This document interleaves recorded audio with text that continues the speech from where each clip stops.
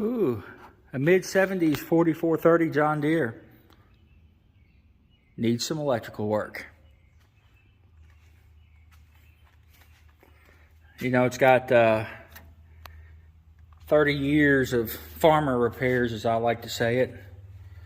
Those guys just cobble the shit out of everything and never go back and fix it in the fall. Pretty sure that is not a factory ground. Now, this belongs to a friend of mine. He wants me to go through here,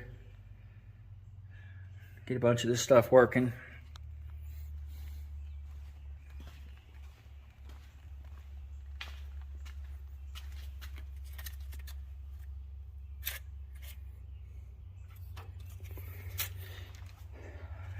It's actually pretty cut and dry.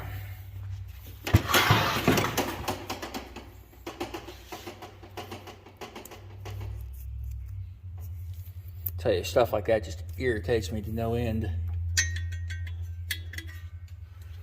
I think he said this was his grandfather's tractor. He's got a cab kit coming for it, basically a new interior. Needs all this stuff cleaned up. It's not bad. I think a lot of the gauges and stuff aren't working.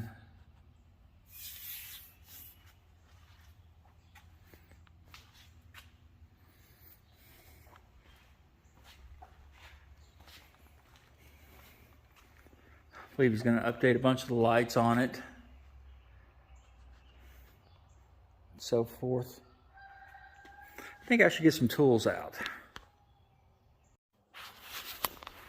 Anyways, I just brought in my tools. This is just, I actually carry most of this in my truck all the time where I do RV electrical work. Different gauges of wiring. I've actually switched over using Worth for pretty much everything. Seems to be really good quality, and it is pure copper. Having a lot of work or a lot of issues with that tinned copper stuff. It's fragile and it breaks. I don't use wire loom. I like this braided stuff. Lets the wires breathe, and especially on off-road equipment, you'll get mud caked in behind the loom and it'll rub the wires. It doesn't with this stuff. My doors connector kit, I don't use it very often, but when I need it, it's nice. That's just switches, fuse holders, relays, LED lights, just piddly stuff like that. Of course, I got my little general tool kit. This is a kind of my test box right here. You know, keep my power probe, all that stuff, test lights, charging system tester there on the left. I've been pretty happy with these Milwaukee pack outs. I would almost like to switch the whole thing over, but I can't get the organization I get in these. I know you can get these with little kits and stuff in there, but they're not as deep. You lose the depth because of the pockets. And the next one up are actually too deep. So, you know, I stick with DeWalt on that little stuff. You know, butt connectors. Don't use actual butt connectors very often. I like these with heat shrink.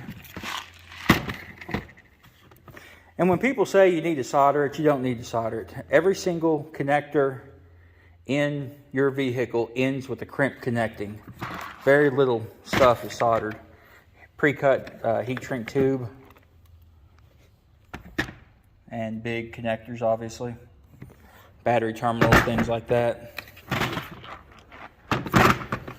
That's kind of the tools of what I initially bring when I'm doing something like this. They were supposed to have the hood off of this, and I guess they didn't get it done, so I'm going to have to fight that. Not capable of lifting it off by myself.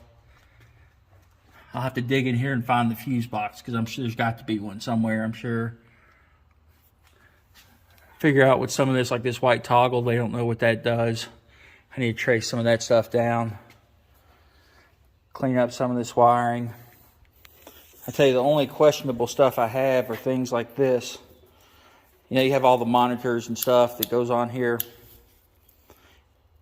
And I'm assuming this is supposed to be in the cab. but where it comes out and goes back, this feels kind of like it right there.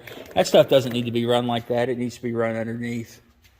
You catch that with a corn stalk or something, or a small tree, and rip it out. So just a quick little video of a new project I'm getting ready to start here. It won't take me long, handful of hours, 2 days at the most, I would think. I'm not going to do a complete rewire, just clean up what needs to be cleaned up on it. So you guys be good and be safe, and we'll catch you next time.